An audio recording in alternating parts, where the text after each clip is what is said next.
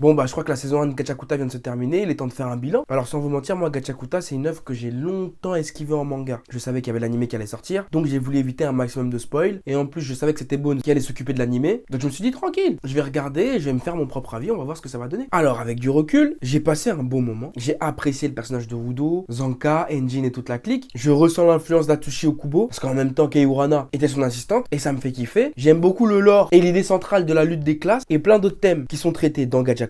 Les combats étaient cool, surtout les derniers, et on sent qu'ils ont mis le paquet, Vincent Chansard, etc. Mais pour moi, l'animé, il dépasse pas 7 sur 10, les frères. Pour le moment. Genre, pour moi, c'est prometteur. La saison 2 va être décisive, parce que forcément, vous connaissez. Maintenant, en 2025, si t'as pas l'opening, si t'as pas l'animation, si t'as pas le personnage qui farme de l'aura, c'est très très compliqué. Vraiment, saison 2, pour voir si Gachakuta va tirer son épingle du jeu et devenir un blockbuster. Parce que pour moi, c'est pas encore un blockbuster. Hein. Mais c'est sympa, mais c'est pas l'animé de l'année, par exemple. Et j'ai peur qu'à cause du délire un peu spécial que ramènent des artistes comme Okubo ou encore Kei Urana, et bah Gachakuta, tout comme Fire Force, n'éclate pas le plafond de verre. Parce que c'est trop spé. Je sais pas si vous allez comprendre là où je veux en venir. Et les fans de Fire Force, je les vois arriver dans les commentaires, vous allez me dire oui, mais Fire Force a dépassé le plafond de verre. Non, non. Et on a déjà eu cette discussion l'année dernière, je vous l'ai dit. Il y en a qui l'ont très bien compris. Non, mais c'est très bien. Hein. J'adore Fire Force. Mais ça n'a pas provoqué des engouements tels que Solo Leveling. Après, vous allez me dire oui, mais Afro, tous les animés ne peuvent pas provoquer ça. Oui, effectivement. Mais il y a quand même des licences. Il y a quand même des licences sur lesquelles les éditeurs mettent une grosse pièce. Tu vois, Gachakuta, c'est une des grosses sorties de chez Pika. Ça a sans doute dû faire augmenter les ventes, et je l'espère, mais je pense pas que ce soit dingue non plus. Mais en tout cas, c'est ce qu'on lui souhaite. Hein. J'espère qu'à l'avenir, ou du moins pour la saison 2, les ventes de Gachakuta vont exploser et que Gachakuta va pouvoir passer un cap. Parce que là, en vrai, si on se pose 2 minutes, on commence à rentrer en pénurie là.